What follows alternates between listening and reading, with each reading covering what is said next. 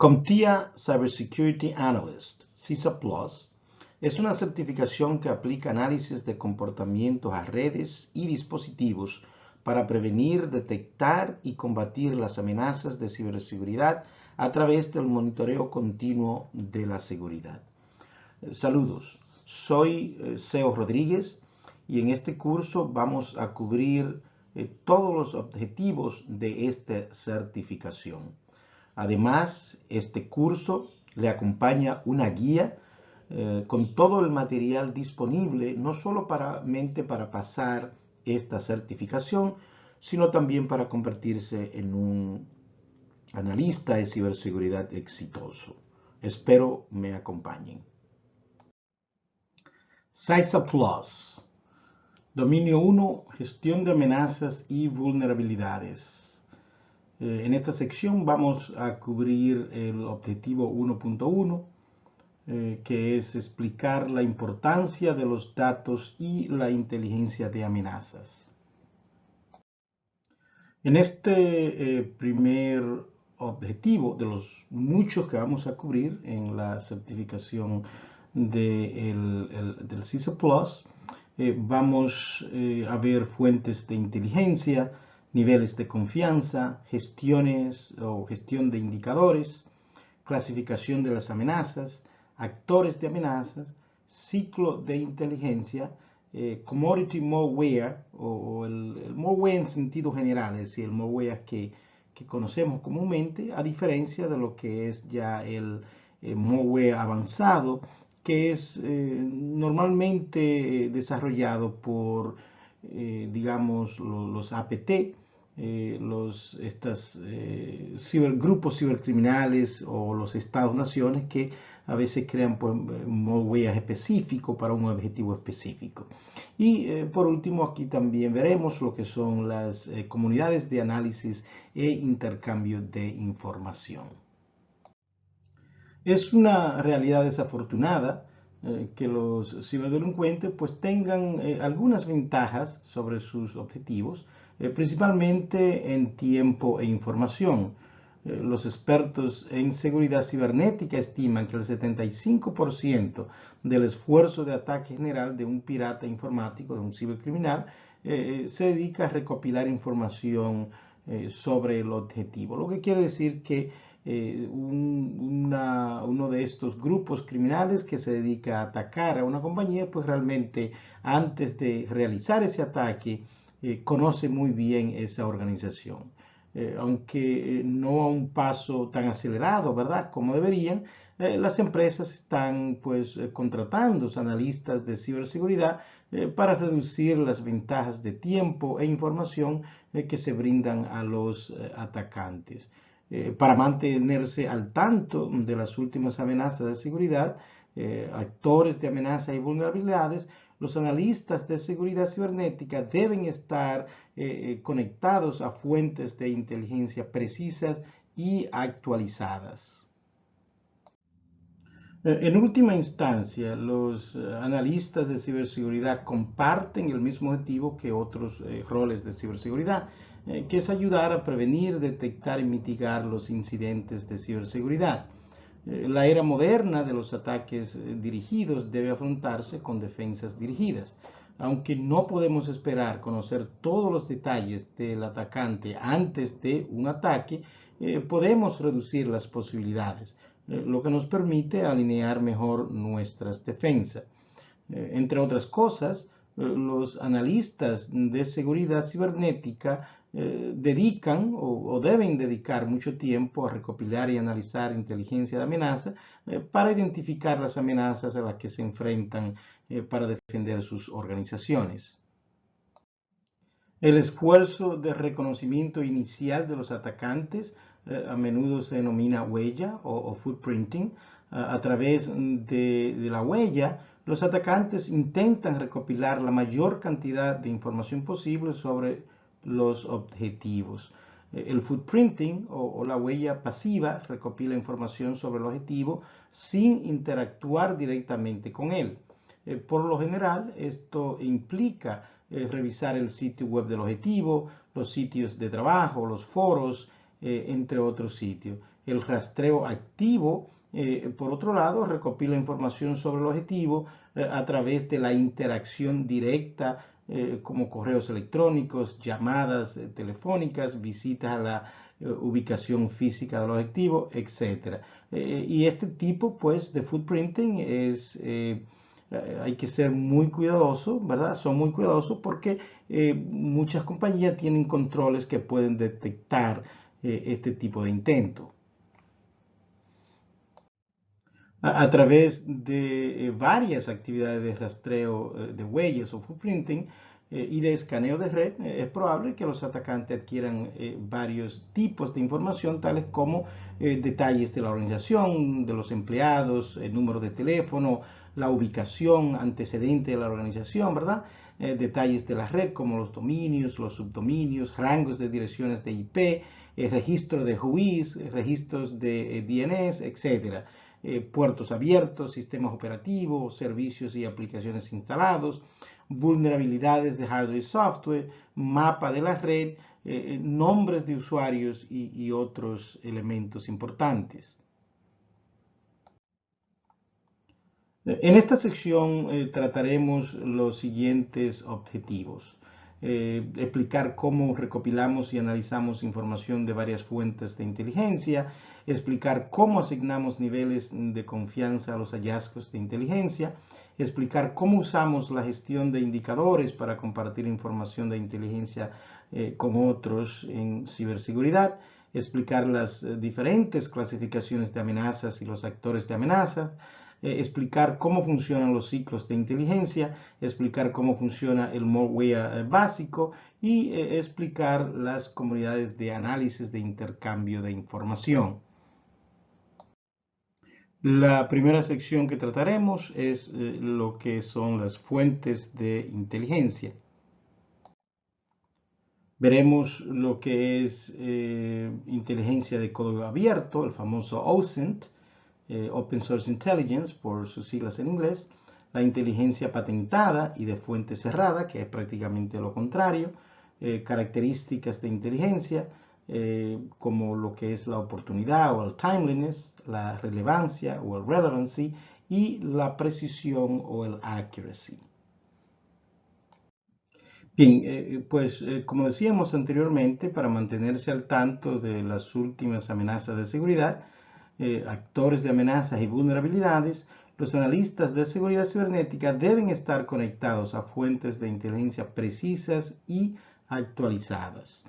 Estos analistas deben utilizar una variedad de herramientas de seguridad y navegadores de web para recolectar estos datos de amenazas a través de múltiples fuentes de inteligencia de código abierto y de código cerrado. El objetivo no es simplemente recopilar la mayor cantidad posible de datos sobre amenazas. En cambio, deben enfocarse en adquirir datos que sean relevantes, precisos, oportunos y presentados a la organización de una manera útil y eficaz. Aunque los términos como datos de amenazas e inteligencia de amenaza a menudo se usan indistintamente, no son idénticos. Los datos de amenazas son simplemente información sin procesar sobre dominios maliciosos conocidos, ¿verdad? Como esos dominios maliciosos conocidos, los URL, direcciones de IP y valores hash. No proporciona ningún tipo de contexto. Por otro lado, la inteligencia de amenaza es la versión mejorada de los datos de amenaza que se han analizado, refinado y por extensión crea el contexto crucial que las organizaciones necesitan para comprender el panorama de amenazas. La inteligencia de código abierto es un tipo de inteligencia que está disponible en Internet, ¿verdad? Entonces, pues utilizando navegadores como Google, lo que es el famoso Google Hacking, que son búsquedas avanzadas de Google para encontrar datos de objetivo. Google es bien complejo y se pueden hacer búsquedas extremadamente específicas, ¿verdad? Un analista debe saber cómo utilizar esas búsquedas avanzadas de Google. También podremos utilizar los registros de Internet como el ARIN, el AFRINET, el APNET, el ACNET, etcétera, que son estos sitios que manejan las direcciones de IP en diferentes regiones del mundo. También se puede encontrar muchísima información en sitios de trabajo como Monster, LinkedIn, Indeed, Career Builder, etcétera. Hay muchísimos de estos. Redes sociales, por supuesto, como LinkedIn, Facebook, Twitter, YouTube y muchas más. Rango de direcciones de IP, el whois para saber, ¿verdad? Una página, quién pues la registró, contacto de la empresa, la dirección de la empresa, número de teléfono, dirección de correo electrónico. En la misma página de la empresa a veces pues hay muchísima información que quizás no debería haber. Entonces, estos son, por supuesto, los primeros lugares que utilizan los cibercriminales para cuando están haciendo el footprinting de una organización. Digamos que los analistas de ciberseguridad, pues obviamente también pueden utilizar estas herramientas para conocer una organización. Hay diferentes categorías, ¿verdad? Y tipos de OSINT. Aquí pues vemos algunos. No es sorprendente que los analistas de seguridad cibernética pues se concentren en las fuentes de amenaza que se encuentran en Internet. Los feeds de amenaza son flujos de datos en tiempo real que publican grandes volúmenes de amenazas reales y potenciales. Estas fuentes generalmente se alojan en sitios web de proveedores de seguridad y también las comparte pues una comunidad global de investigadores de amenazas independientes y profesionales, ¿verdad?, de la ciberseguridad. A diferencia de las fuentes de inteligencia de código cerrado que veremos más adelante, las fuentes OSINT contienen información de uso gratuito. Hay también pues varias organizaciones con fuentes de amenazas públicas, como por ejemplo ciberseguridad de AT&T, que anteriormente era Alien Vault, el Departamento de Seguridad Nacional, lo que es el intercambio de indicadores automatizados, el FBI InfraGard, MITRE Corporation AT&CK, que veremos más adelante, el SANS Institute, el Centro de Internet Storm, ¿verdad? Tormentas de Internet, ¿verdad? Por su traducción, el USCERT, el CISA, etc. Hay un sinnúmero de organizaciones que los analistas de ciberseguridad pues tenemos que utilizar constantemente para estar al tanto de todo lo que está sucediendo, ¿verdad? Esta es una lista con algunos, ¿verdad?, de los tipos de datos que hay que prestar atención en las fuentes de inteligencia abierto. Los famosos APTs, ¿verdad?, que son actores patrocinados por naciones y estados. Los exploits, que son un tipo de código utilizado, ¿verdad?, para tomar ventaja de alguna vulnerabilidad que tenga un sistema. El general malware o el malware, ¿verdad?, que comúnmente conocemos y que se obtiene a través del phishing y otros métodos. Los famosos Zero Day o el día cero, que son un tipo de vulnerabilidad para lo cual pues no hay no se conoce, entonces pues es difícil uno protegerse. Y el ransomware, que está muy de moda, donde pues estas gangas cibercriminales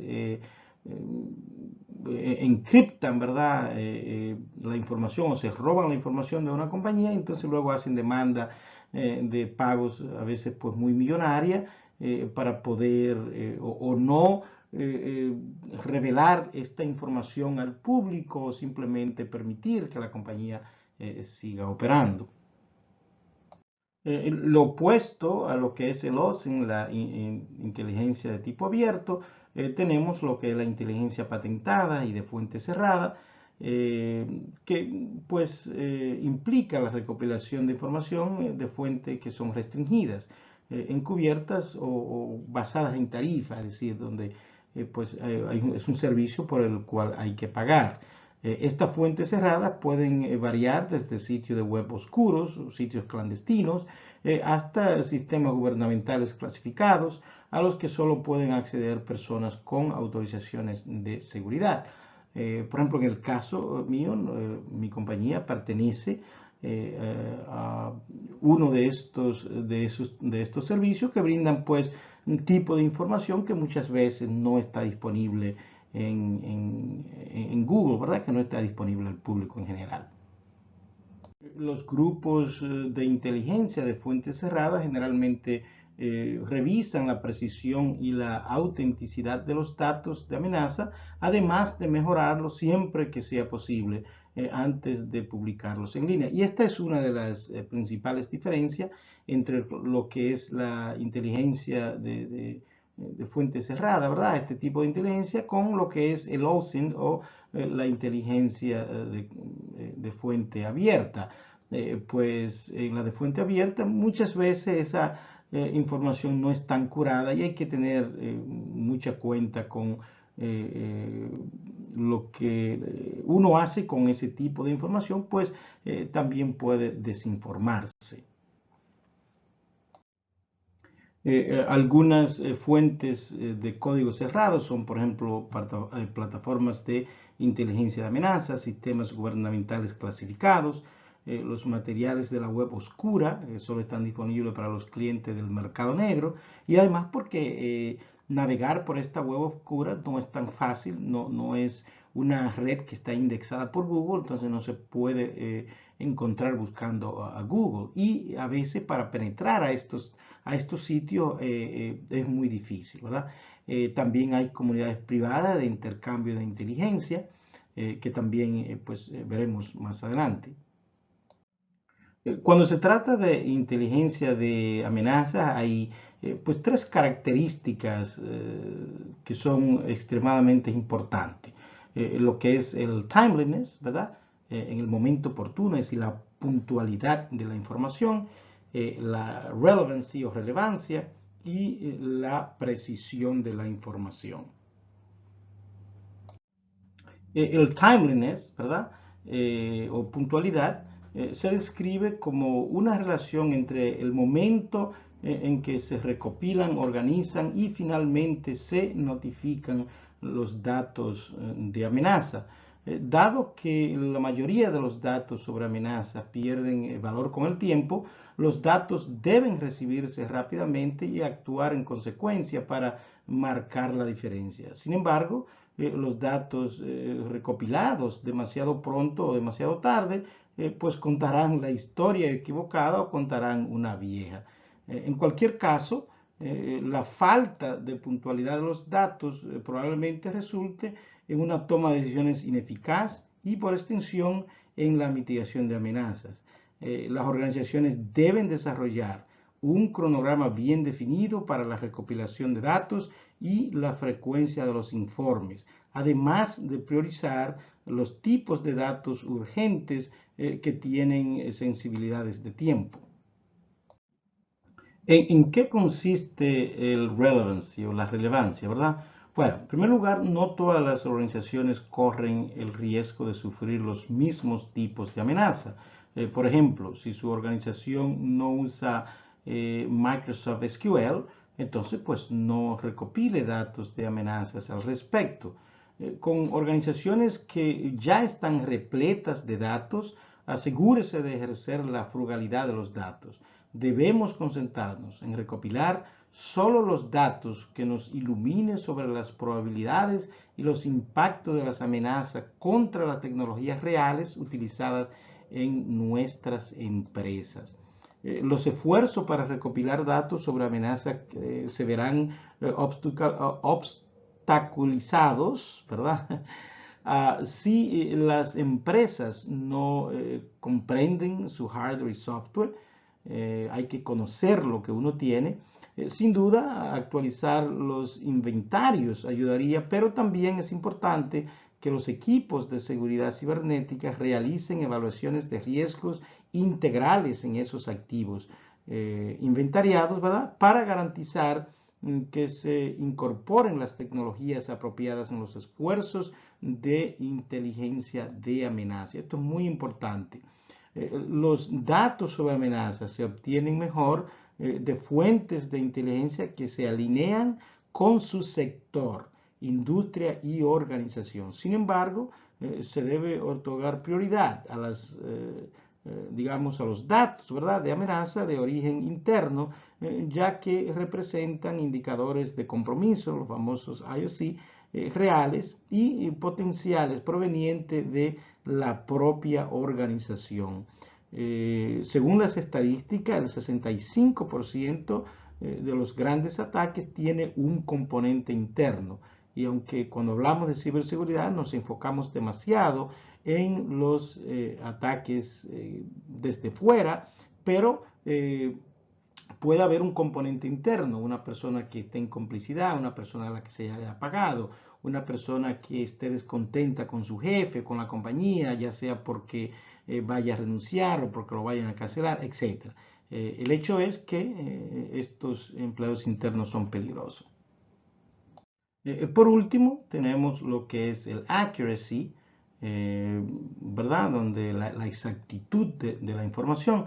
La inexactitud generalmente toma la forma de corrupción de datos de amenazas, suplantación de identidad o análisis inadecuado, y no se debe ignorar el papel que juegan los falsos positivos. En algunos casos, los datos de amenazas inexactos pueden ser peores que no tener datos de amenaza. Entonces, estar inundado de falsos positivos le impedirá integrar, o mejor dicho, ingresar datos importantes sobre amenaza, e incluso puede ayudar a crear inexactitudes en los datos al privar al sistema de sus recursos. Ser capaz de corroborar los datos de amenaza a través de múltiples fuentes de inteligencia contribuirá en gran medida a determinar su precisión. Hablaremos ahora lo que son los niveles de confianza en el contexto de lo que es la inteligencia de amenaza, ¿verdad? Recopilar más datos significa que las organizaciones tendrán más falsos positivos para eliminar, lo que puede aumentar la dificultad de distinguir los indicadores de amenazas reales de los datos normales. Muchas organizaciones a menudo se suscriben a múltiples fuentes de inteligencia de amenaza para mejorar su conocimiento de amenaza, ¿verdad? Y por extensión implementar las capacidades de prevención, detección y mitigación de seguridad cibernética que se recomiendan. Sin embargo, recopilar más datos significa que las organizaciones tendrán más falsos positivos, como acabamos de decir, ¿verdad? Para eliminar, lo que puede aumentar la dificultad de distinguir lo que es bueno de lo que es malo. Entonces, pues una vez que se han analizado los indicadores de amenaza, los analistas a menudo les asignan calificaciones de amenaza y confianza para determinar el nivel de peligrosidad de la amenaza y la confianza de la empresa en esa determinación. La calificación de confianza o nivel es una clasificación de cuán seguros estamos de que una calificación de amenaza es precisa. Esto a menudo se mide en una escala de 0 a 100, donde 100 representa el nivel más alto de confianza. Es importante tener en cuenta que los niveles de confianza solo se aplican a nuestra confianza en la fuente de información sobre amenaza, no a la probabilidad de que se materialice una amenaza. La clasificación de amenaza es una clasificación del nivel de peligro potencial de una amenaza. Esto a menudo se mide en una escala de 0 a 5, donde 5 representa el tipo de amenaza más crítico. Además de las clasificaciones, se pueden describir otras características de la amenaza, incluidas las capacidades de la amenaza, si se trata de una amenaza oportunista o dirigida, y la fase o fases de la cadena de destrucción, lo que es el kill chain, ¿verdad? Que se ocupa actualmente la amenaza, en el que se encuentra, mejor dicho, esa amenaza. La mayoría de las amenazas son oportunistas, en el sentido de que el atacante encontró un objetivo por casualidad y fue motivado simplemente por el débil estado, es decir, la vulnerabilidad de seguridad del objetivo o la empresa. Sin embargo, las amenazas por sí solas pueden no ser suficientes para motivar a los tomadores de decisiones a gastar tiempo, recursos y dinero en aplicar controles o contramedidas. Tenemos que convencer a los responsables de la toma de decisiones de que nuestra confianza en las amenazas reales y potenciales está bien fundada. Una calificación de confianza más alta en una amenaza nos otorga una seguridad razonable de que nuestra respuesta de seguridad cibernética a la amenaza no será en vano. Nuestra capacidad para clasificar las amenazas en niveles de confianza depende en gran medida de tres cosas. Primero, nuestra capacidad para observar directamente la amenaza. Segundo, la viabilidad de la amenaza. Y tercero, si la amenaza puede o no ser corroborada con fuentes legítimas. Pasemos ahora a lo que son la gestión de indicadores. Aquí vamos a tratar tres conceptos diferentes, lo que son los STICs, expresión estructurada de información sobre amenazas, el intercambio automatizado confiable de inteligencia de indicadores, lo que es el TAXII, y el OpenIOC. Las organizaciones no pueden adquirir suficientes datos e inteligencia sobre amenaza en el vacío, es decir, maximizar la preparación ante amenazas cibernéticas requiere que nuestras empresas, comunidades de intercambio de inteligencia e investigadores de seguridad compartan voluntariamente su información sobre amenazas con la comunidad mundial. Y prácticamente en eso es que consisten estos componentes, en esa capacidad para poder compartir esa inteligencia. El intercambio de información a escala global naturalmente tiene algunas preocupaciones, ¿verdad? Por ejemplo, ¿cómo deberían ser los datos de amenazas compartidos? ¿Cuál es la mejor manera de compartir datos de amenaza? ¿Qué formato deben utilizar los datos de amenaza para garantizar un procesamiento eficiente por parte de los destinatarios? Esas son algunas de las preguntas que obviamente se tenían o se tienen en cuenta en este respecto. Afortunadamente ya existen algunos protocolos de intercambio de amenazas cibernéticas para abordar estas preocupaciones. Los tres en particular que vamos a ver, ¿verdad? Como acabo de mencionar, son el STICS, la expresión de información de amenaza estructurada, el TAXII, que es el intercambio automatizado confiable de información de indicadores, y el OpenIOC. STICS es un lenguaje estandarizado para describir el qué de los datos de amenaza, al igual que el TAXII fue desarrollado por MITRE y ahora es mantenido por el Comité Técnico de Inteligencia de Amenazas Cibernéticas, lo que es el CTI, por sus siglas en inglés, de la organización OASIS. STICS se mantiene de manera ad hoc por varias comunidades y organizaciones de intercambio de inteligencia y es utilizado en todo el mundo. Esta tabla describe los componentes de la arquitectura de STICS, ya está en la versión 2.0. Y aquí habla lo que son el objeto de dominio, de domain object, por ejemplo. Describe lo que son el patrón de ataque, las campañas, el curso de acción, la identidad, los indicadores, el conjunto de instrucciones, el tipo de malware, los datos observados, el reporte, el actor de amenaza, las herramientas, las vulnerabilidades, etc. El intercambio automatizado confiable de inteligencia de indicadores o TAXII es un estándar gratuito de amenaza cibernética que describe cómo se pueden compartir los datos de amenaza diseñado para funcionar directamente con STICS y utiliza una API de comunicaciones flexible y es compatible con varios modelos de uso compartido de ciberamenazas.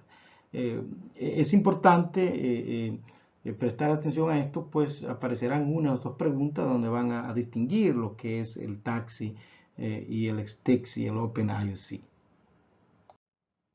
El OpenIOC es un marco abierto para compartir amenazas cibernéticas, diseñado para intercambiar datos de amenaza con otras partes en un formato legible por máquina. Fue desarrollado por la empresa estadounidense de ciberseguridad Mandiant en noviembre de 2011 y posteriormente fue adquirida por una compañía de ciberseguridad que se llama FireEye en el 2013. OpenIOC está escrito en XML y es lo suficientemente adaptable como para permitir que los respondedores de incidentes y las personas que están en primer plano, los que responden a incidentes, pues traduzcan fácilmente el conocimiento de amenazas en un formato que sea fácil y sea estandarizado. Las empresas usan el IOC para compartir indicadores de compromiso con otras empresas que sirven a las comunidades de inteligencia de amenazas en todo el mundo. Vamos a pasar ahora a lo que son las clasificación de amenazas. Aquí veremos lo que son las amenazas conocidas frente a las amenazas desconocidas, las amenazas de día cero y las amenazas persistentes avanzadas. Una de las clasificaciones de amenaza más aceptada proviene de la publicación especial del NIST, el 830, del Instituto Nacional de Estándares y Tecnología, ¿verdad? Las amenazas se pueden clasificar de muchas maneras según la metodología y las organizaciones que la producen, pero obviamente pues esta clasificación del NIST es prácticamente una de las más estandarizadas. Además de proporcionar una excelente metodología para realizar evaluaciones de riesgos, esta publicación 830 proporciona una taxonomía, mejor dicho, taxonomía sólida para clasificar amenazas y vulnerabilidades y determinar el riesgo en general. Obviamente, antes de hablar de estos tipos de amenaza, es importante hablar de lo que son los agentes de amenaza. Y es importante notar, principalmente para la certificación, que estas son las definiciones estándar del NIST y la que utiliza CompTIA. Es decir, que aunque a veces en el mundo real utilizamos otro tipo de contexto, de palabras para significar algo, pues es muy importante que este es el tipo de lenguaje que va a aparecer en el examen de certificación. Bien, entonces cuando hablamos de adversario, eso puede incluir personas malintencionadas, grupos, organizaciones y estados-naciones, por ejemplo, usuarios o administradores accidentales, falla de software o equipo estructural, desastre e interrupciones ambientales, naturales o desastre provocado por el hombre. Entonces, estos son esos grupos de agentes de amenaza definidos por el NIST, ¿verdad? Entonces, muy importante, pues, tener eso presente. La primera clasificación que vamos a hacer es lo que son las amenazas conocidas versus las amenazas desconocidas. Y este tipo de pregunta puede ser un poquito confusa, ¿verdad? En primer lugar, porque los términos son en inglés y aquí el examen no está en español. Entonces, pero bien, entonces tenemos la categoría known knowns, conocidos, si se quiere decir, que son amenazas de las cuales estamos conscientes y las cuales entendemos, son conocidas, ¿verdad? Por otro lado tenemos los known unknowns, es decir, conocido, desconocido, que son aquellas que nosotros estamos conscientes pero que no entendemos. Luego están los unknown knowns, es decir, desconocidos conocidos, que son amenazas que entendemos pero las cuales no estamos conscientes, ¿verdad? No sabemos. Y por último tenemos los unknown unknowns, desconocidos, es decir, que son amenazas que ni estamos conscientes ni tampoco las entendemos, como por ejemplo el Zero Day, ¿verdad? La detección basada en firmas consiste en la detección de ataques mediante la búsqueda de tipos específicos conocidos de información exclusiva de una amenaza, como las características del tráfico de red o el código de malware, y la comparación de su firma o patrón con una base de datos conocida de firmas maliciosas. Por ejemplo, si un virus polimórfico conocido, uno que puede mutar, estos de polimórfico quiere decir que puede mutar su condición, ¿verdad? Cambia a una variedad desconocida, supongamos que este virus cambie a una nueva variedad desconocida. La nueva forma de malware será desconocida durante algún tiempo. Dado que los motores de detección basados en firma aún no podrán detectar este malware, se necesitará pues otro método. Pero, ¿qué pasa si utilizamos una técnica que se enfoca en lo que está haciendo una amenaza en lugar de cómo se ve la amenaza? La detección basada en heurística puede detectar malware previamente desconocido mediante la identificación de propiedades inusuales o sospechosas dentro del código. A medida que el malware continúa mutando automáticamente, la detección basada en heurística se vuelve cada vez más importante. Es posible que deba ajustar el nivel de detección del motor heurístico a un punto medio, ya que si el motor es demasiado agresivo, se producirán falsos positivos.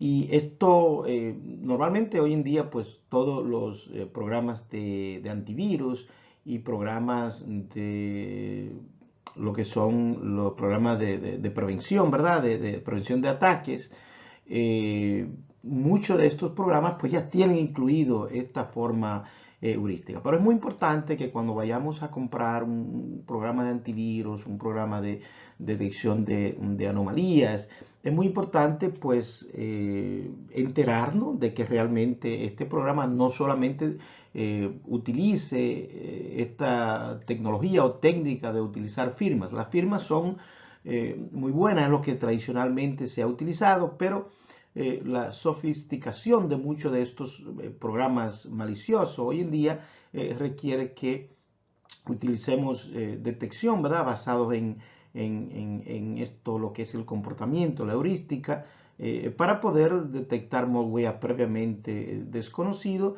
mediante la identificación de propiedades inusuales, como ya hablamos, o sospechosas, dentro del código. El análisis heurístico puede funcionar de forma estática, donde el código sospechoso se descompila en código fuente para su análisis, o dinámicamente, donde el código sospechoso se aísla en un entorno virtual donde puede ejecutarse en tiempo real y analizarse en menos riesgo. Entonces, muchos de estos programas, por ejemplo, de higiene, supongamos, de correo electrónico, cuando usted recibe un correo electrónico con un anexo, estos programas pues aíslan ese anexo en lo que es un sandbox y analizan ese código para ver si tiene algún tipo de programa malicioso. Otro tipo de amenaza y muy peligroso son los famosos zero days o de día cero, ¿verdad? Las amenazas de día cero son ataques contra vulnerabilidades que los proveedores de hardware o de software aún desconocen, ¿verdad? Y para los que pues no han creado una actualización de seguridad.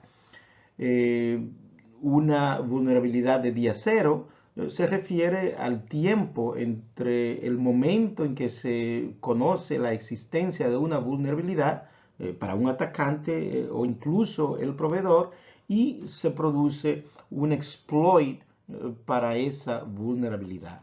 En el peor de los casos, esto es, ¿verdad? 0 días o 0 days, lo que significa que cuando se descubre una vulnerabilidad, también se descubre o se desconoce inmediatamente un exploit para ella. Sin embargo, cuando un proveedor deja de dar soporte a un producto, como en el caso, por ejemplo, de Microsoft con Windows 7, cualquier vulnerabilidad que se descubre después permanecerá indefinidamente, mejor dicho, permanecerá indefinidamente porque ya no se va a ofrecer ningún tipo de parche. Ese es un problema importante porque muchas empresas no quieren o no pueden pasar de Windows 7 en un futuro inmediato o predecible, ¿verdad? Las organizaciones que elijan pagar a Microsoft por las actualizaciones de seguridad extendida podrán obtener parches, aunque los costos serán prohibitivos, ¿verdad? Y aumentarán constantemente como un incentivo para que las empresas pues actualicen a los productos más nuevos de Microsoft. En este caso, bueno, ya está disponible Windows 11, Windows 10, ¿verdad? Pero obviamente esto de los programas sin soporte es un gran problema. Amenazas persistentes avanzadas, o los famosos APT, por sus siglas en inglés. Los APT son actores de amenazas encubiertas, generalmente a nivel militar o patrocinado por un gobierno o una nación, que obtienen acceso no autorizado a los sistemas con el objetivo de invisibilidad y extracción de datos a largo plazo. Los APT son esencialmente los espías digitales de hoy día. Estos APT son actores de amenazas encubiertas y obviamente generalmente provienen de un gobierno. Cuando hablamos sobre los elementos de la inteligencia, las características, ¿verdad?, de la inteligencia, hablamos de lo que es el relevancy, la relevancia. Muchas compañías, miles de compañías caen fuera de lo que son los ataques de los APT. ¿Por qué? Porque no son compañías con un perfil que realmente le interese a un gobierno o estado. Entonces sí, hay por ejemplo un ransomware que está devastando compañías, pero hacemos un trabajo de análisis y descubrimos, o mejor dicho, de investigación, y descubrimos que este ransomware solamente proviene, por ejemplo, de Corea del Norte, ¿verdad? Del gobierno de Corea del Norte o del gobierno de Irán o del gobierno ruso. Entonces es muy probable que pues, su compañía no sea blanco. Entonces no hay que gastar ni recursos ni tiempo acerca de estas amenazas porque quizás su organización no está dentro de el enfoque de objetivos que estas naciones están buscando. No es el caso de muchas personas que conozco, ¿verdad? Donde realmente la mayoría de ataques provienen de naciones como, por ejemplo, China, Irán, Rusia, etc. El ciclo de vida de los APT cumple un sinnúmero de pasos, como por ejemplo la definición del objetivo, la búsqueda y organización de cómplices, la construcción o adquisición de herramientas, la infraestructura objetivo de investigación, los empleados, por ejemplo, prueba de detección, el despliegue, intrusión inicial, la conexión saliente iniciada, aplicar el acceso y obtener credenciales, mejor dicho, ampliar el acceso y obtener credenciales, fortalecer el punto de apoyo, exfiltración de datos y por último, cubrir las huellas y permanecer sin ser detectado. Esta es una de las características más importantes de los APT, es el permanecer por un largo tiempo y obviamente sin ser detectado. Entonces cuando esté pues contestando preguntas de esta certificación, habrán preguntas para ver qué tipo de amenaza está cumpliendo. De esas son características que debe tener en cuenta para contestar este tipo de preguntas. Esta es una lista de los principales actores de amenazas que se cubren en la certificación. Ya hemos hablado de esto en alguna ocasión. Tenemos lo que son las naciones o estados, los activistas, el crimen organizado y las amenazas internas. Aunque el público en general, generalmente, valga la redundancia, los considera simplemente hackers, los actores de amenazas son cualquier entidad que hace que se materialice una amenaza. Muchas personas piensan de inmediato que los actores de amenazas son maliciosos, pero no siempre lo son. Por supuesto, hay actores de amenaza muy maliciosos, ¿verdad? Pero hay actores de amenaza accidentales y actores de amenazas ambientales, como hablamos en lo que es hablamos anteriormente, ¿verdad? En el módulo, en uno de los módulos, acerca del NIST, de la publicación 830, que define las fuentes de amenaza o sinónimo de actores o agentes, ¿verdad? Como adversarias, accidentales, estructurales, etc. Además, como se menciona anteriormente, las amenazas junto con los actores de amenaza se pueden clasificar de diferentes maneras. Algunos de estos incluyen las amenazas de Estado-Nación, ¿verdad? Como ya vimos acá, los activistas, el crimen organizado, infiltrados maliciosos y maliciosos internos que simplemente cometen errores, ¿verdad? Que realmente no tienen ninguna mala intención. Los estados o nación llevan a cabo todo tipo de guerra electrónica, el cyber war, ¿verdad? Inteligencia contra inteligencia e incluso ataques cibernéticos a los enemigos y a veces a los aliados para obtener pues ventajas tácticas o estratégicas. Anteriormente mencionamos la amenaza persistente avanzada, que casi siempre es una amenaza patrocinada por el Estado-Nación. El objetivo de los Estados-Nación pues suele ser obtener cualquier información que les pueda dar una ventaja sobre otro país, ya sea militar o económicamente. Los ejemplos serían cualquier información relacionada con la defensa nacional, los secretos comerciales o datos de propiedad intelectual, datos económicos e incluso datos utilizados para chantajear a personas en otros países. Por otro lado, los activistas son personas que utilizan la cibercriminalidad como vehículo para lograr un cambio político o social. Las causas por las que suelen luchar incluyen los derechos humanos, la libertad de expresión, la información y el cambio social. Independientemente de los medios que elijan los activistas para lograr sus objetivos, tienden a verse a sí mismos como los buenos, ¿verdad? Tratando de hacer un cambio para ayuda de la mayoría. Tenemos aquí quizá dos de las entidades activistas más famosas. Creo que todos los que estamos en el mundo de la ciberseguridad hemos oído hablar de Edward Snowden, ¿verdad? Y de Wikileaks. Pero realmente yo creo que de todos estos grupos lo que más debe preocuparnos en la mayoría de los casos, ¿verdad? Es el crimen organizado. Digamos que el cibercrimen es definitivamente la próxima generación del crimen organizado. Pues con sumas históricas de dinero por ganar hoy día, se han construido enormes redes criminales globales, corporaciones de criminales informáticos y grupos patrocinados por el Estado en torno a este nuevo modelo comercial de ciberdelincuentes.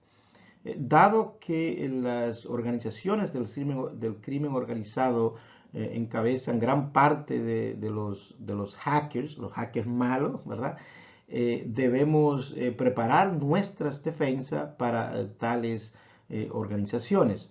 Grupos como el Syria Electronic Army, Lizard Squad, Lapsus, Anonymous, etcétera, pues y muchos otros, ¿verdad?, que tienen inteligencia, recursos de capital, planes de negocios y eficiencias operativas similares a las grandes empresas.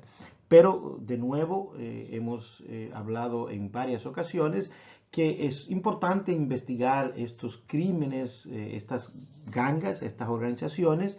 Muchas de estas gangas tienen objetivos específicos. Por ejemplo, el grupo Lapsus se enfatiza en grandes compañías telefónicas como los telecoms, como Microsoft.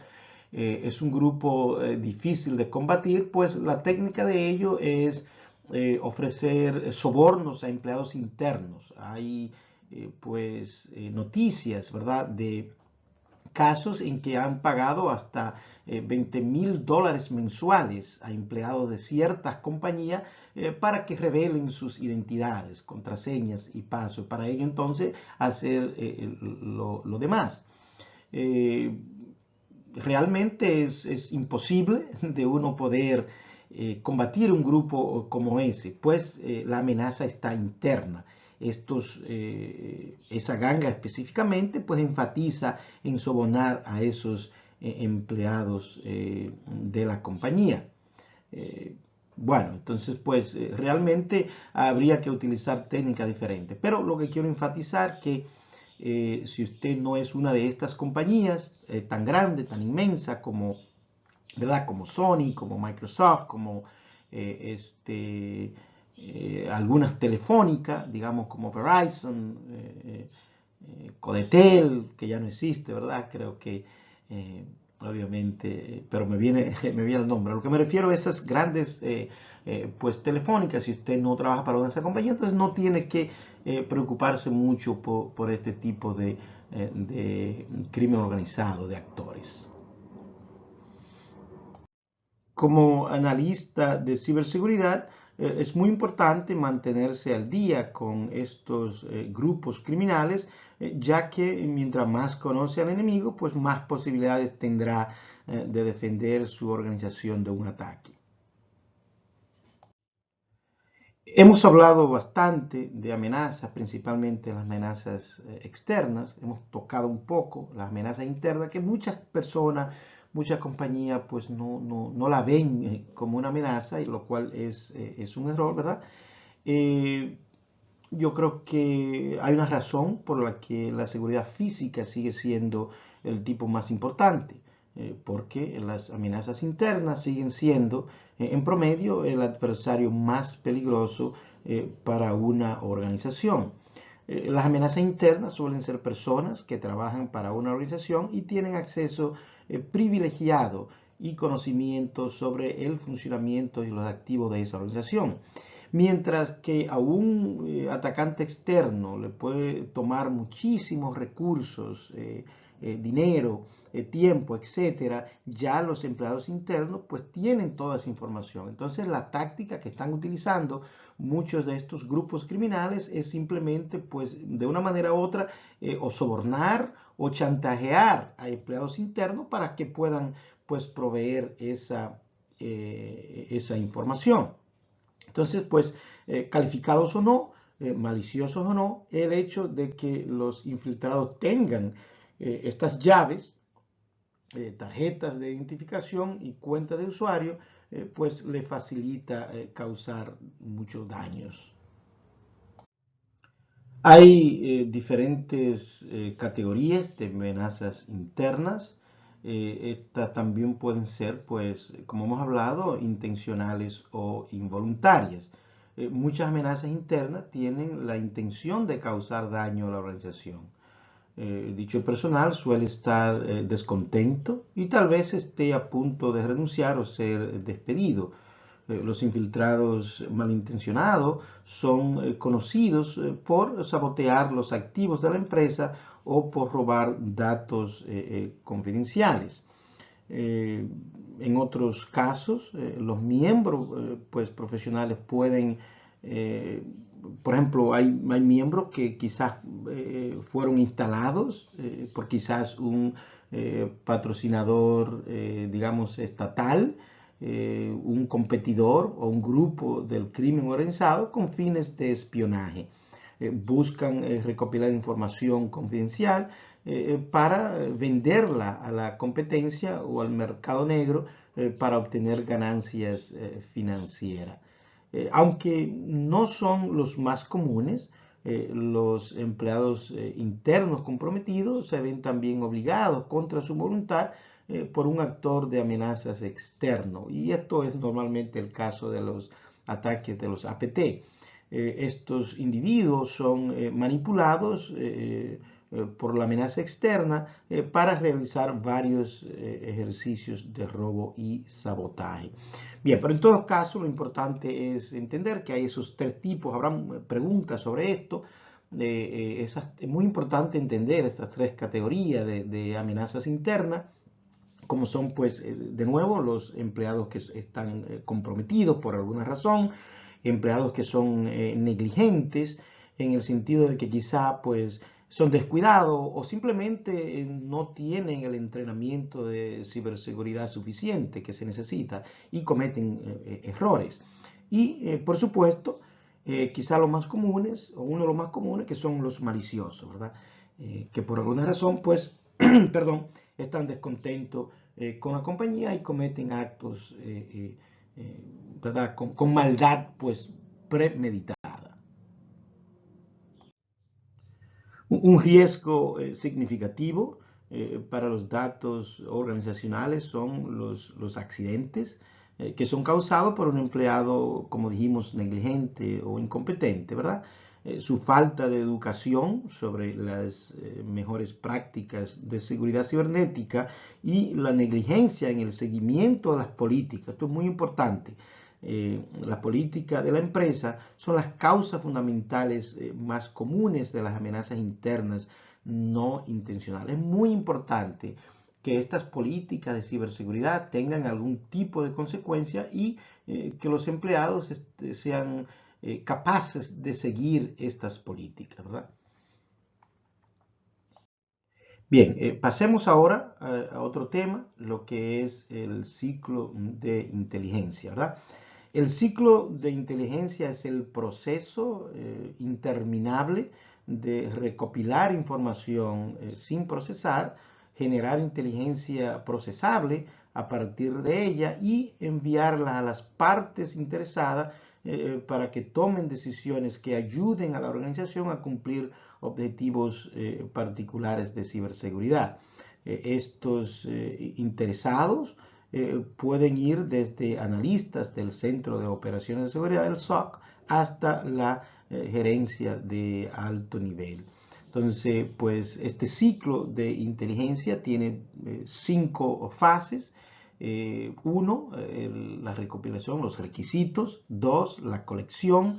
3, el análisis. 4, la diseminación. Y 5, lo que es el feedback o la retroalimentación. A través de estos ciclos de inteligencias, si se usan de manera exitosa, las organizaciones pues, pueden obtener varias ventajas, entre ellas, primero, la rápida detección y reparación de amenazas. Segundo, el mejor cumplimiento normativo. Tercero, reducción de violaciones de confidencialidad, integridad y disponibilidad.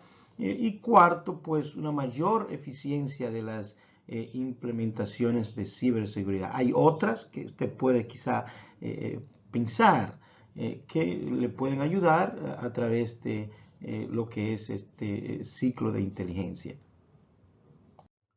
La primera fase, los requisitos, Aquí usted pues debe definir requisitos que estamos poniendo, que estamos planeando y organizando, todo lo necesario para llevar a cabo un ciclo de inteligencia eficiente y sostenible. Obviamente, esto comienza con las partes interesadas de la empresa que determinan los objetivos de seguridad cibernética del ciclo de inteligencia, principalmente la identificación de los problemas de seguridad cibernética y las resoluciones propuestas. Esta es una lista de requisitos para lograr los objetivos. 1. Funciones y responsabilidades del equipo. 2. Recursos asignados a los miembros del equipo. 3. Plazos para cumplir los objetivos. 4. Priorización de activos, riesgos y amenazas. 5. Fuentes de inteligencia de amenazas. 6. Determinación de tipos de inteligencia de amenaza. Y 7. Herramientas y técnicas necesarias para recolectar, analizar y reportar inteligencia de seguridad cibernética. Guiados por los requisitos antes mencionados, comenzamos a recopilar datos sin procesar de una variedad de ubicaciones de código abierto y cerrado para ayudar a identificar las amenazas actuales y más probables que enfrenta una organización específica. Hay varias herramientas para recopilar datos de amenaza que podemos utilizar, como la gestión de eventos de información de seguridad, los famosos SIEM, plataformas de inteligencia de amenazas, los proveedores de inteligencia de amenazas, análisis del comportamiento del usuario, lo que es el UBA, User Behavior Analysis, que es específicamente para detectar empleados internos maliciosos, herramienta de análisis de tráfico de red y comunidades de ciberseguridad, entre otros. Bien, entonces ya con los datos de amenazas en un, digamos, formato inteligible, el análisis nos ayudará a convertir esos datos en inteligencia de amenazas, que es cuando los datos se vuelven contextualmente útiles y podemos entender realmente lo que dicen. El análisis nos ayuda a determinar la importancia y las aplicaciones de los datos, como por ejemplo, 1. Los datos muestran indicadores de compromiso. Los datos muestran que estamos siendo atacados. ¿Qué predicciones de amenazas podemos extraer de los datos? ¿Verdad? Estas son algunas de las preguntas. ¿Qué soluciones de amenazas deberíamos considerar implementar para sofocar las amenazas? Ya con los datos cuidadosamente analizados, debemos difundir esa información a las partes interesadas. Esto vendrá en forma de un informe conciso y procesable que alguien puede utilizar para tomar decisiones efectivas y oportunas basadas en su contenido. Entonces aquí pues llegamos a esta parte importante de lo que es la diseminación. Es muy importante asegurarse, ¿verdad?, de saber quiénes son y de considerar detenidamente cómo se le transmite información. Aquí tenemos, por ejemplo, algunos puntos importantes.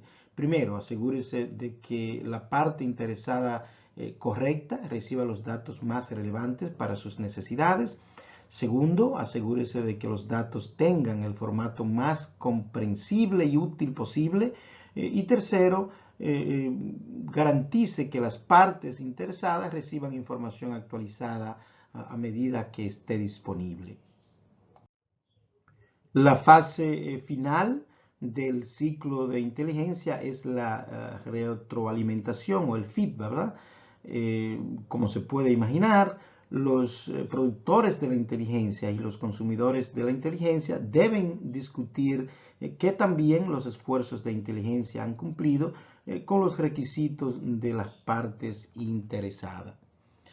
Ya sea que los requisitos se cumplan lo suficiente o no, puede realizar algunos cambios para los ciclos posteriores de recopilación y mitigación de amenaza.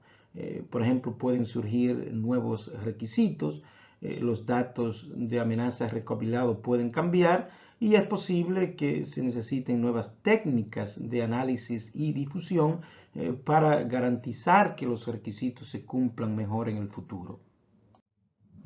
Ahora vamos a tratar otro tema muy importante, lo que son estos malware comunes o de tipo general, lo que llamamos el commodity malware, lo llamamos en inglés, ¿verdad? El malware básico está ampliamente disponible, ya sea de forma gratuita o comprándolo en la dark web para su uso en ataques oportunistas y comunes, ¿verdad? Piense en ello como un malware listo para ser utilizado, lo que es el, digamos, crimen as a service, el crimen como un servicio, o malware as a service, o lo que llamamos el ransomware as a server, similar a comprar productos de uso general en una tienda local, si se quiere decir así. Este tipo de malware tiene una relativa falta de precisión y es normalmente contrarrestado con controles y contramedidas de aplicación de parches, anti-malware y anti-phishing que utilizamos ¿verdad? En estos programas de higiene, de correo electrónico y otros. Dado que la mayoría de las organizaciones se encuentran bajo ese perfil, ese estandarte, el malware básico es más común que el malware avanzado. Entonces es importante mencionar esto, pues en el examen de certificación habrán preguntas acerca de la diferencia entre este tipo de malware, el commodity malware, y lo que es un malware ya avanzado, que es utilizado por estas gangas bastante famosas, principalmente los APT, donde por ejemplo, las naciones, cuando hacen un ataque, lo hacen dirigido a un objetivo específico y normalmente crean un ransomware específicamente para ese ataque en particular. Bien, hablemos ahora lo que son las comunidades de análisis e intercambio de información. Como se les conoce más comúnmente, un centro de análisis e intercambio de información, o los ISAC, por sus siglas en inglés, que es una organización sin fines de lucro que recopila, analiza y distribuye inteligencia de amenazas a organizaciones del sector público y privado con infraestructuras críticas. Algunos de estos sectores, ¿verdad? Críticos está, por ejemplo, el sector salud, el sector financiero, el sector aviación, gobierno, infraestructura crítica, etcétera. Entonces, estas son, pues, organizaciones en las que, pues, hay que pagar para ser miembro. De hecho, la compañía del autor de este curso, pues, tiene membresía en una de esas instituciones y pues normalmente recibimos información muy pertinente a nuestro tipo de empresa, a nuestro tipo de sector para el que trabajamos, pues muy preciso y muy certero, información que no está disponible en el internet, lo que llamamos inteligencia de código abierto, o el OSINT, que ya hemos hablado bastante. He aquí algunas organizaciones con infraestructuras críticas, como por ejemplo el sector química y nuclear, la energía, el sector financiero, alimentación, agricultura, salud, orden público y legal y de seguridad, espacio e investigación, transporte, agua, electricidad, etc. Esta es una pequeña lista de algunos de los ISAC específicos para ciertos sectores. Para infraestructura crítica, tenemos, por ejemplo, lo que es el ISAC de electricidad, el ISAC nuclear, petróleo y gas, el ONG ISAC, transporte público. Para agua tenemos lo que es el ISA de agua. Entonces, prácticamente lo que esto se refiere que son comunidades que recopilan información de inteligencia de amenaza porque son específicas para ese tipo de industrias. Bien, hemos llegado a la conclusión de este primer objetivo para la certificación del CISA Plus de CompTIA, el primero de muchos objetivos, ¿verdad?, que vamos a cubrir. ¿Qué cubrimos en este primer objetivo? Bueno, hablamos de lo que son las fuentes de inteligencia. Específicamente hablamos de la diferencia entre lo que es la inteligencia de código abierto, el famoso OSINT, en comparación con lo que es la inteligencia patentada y de fuente cerrada. También hablamos sobre las características de inteligencia de amenaza, como lo es el timeliness, ¿verdad?, lo oportuno de la información. Hablamos sobre lo que es el relevancy o la relevancia y el accuracy o la precisión de la inteligencia. También hablamos acerca de los niveles de confianza. Discutimos la gestión de indicadores, entre ellos los 3 que cubren la certificación, como el STIX, el TAXII y el OpenIOC. También tratamos lo que son la clasificación de amenazas, específicamente las amenazas conocidas versus las amenazas desconocidas. Hablamos acerca de las amenazas de Zero Day o el día cero, y también discutimos las amenazas persistentes avanzadas, los famosos APT. También cubrimos actores de amenaza, entre ellos los estados naciones, los activistas, el crimen organizado, y hablamos sobre las amenazas internas, las cuales pueden ser intencionadas y no intencionadas, es decir, pueden haber errores internos que se puedan cometer. Muy importante entender esta diferencia entre los diferentes tipos de amenazas internas. Bien, entonces por último, cubrimos lo que es el ciclo de inteligencia y hablamos con detalle acerca de estas cinco fases, si se quiere decir, de lo que es el ciclo de inteligencia, como los requisitos, la recopilación, el análisis, la diseminación y la retroalimentación o el feedback. También hablamos acerca de lo que es el commodity malware o el malware en general, en contraposición de lo que es ya el malware avanzado, que normalmente es creado para un objetivo específico. Y pues por último discutimos lo que son las comunidades de análisis e intercambio de información. Bien, en la próxima sección vamos a tratar el objetivo 1.2, que es utilizar la inteligencia de amenazas para respaldar la seguridad de la organización.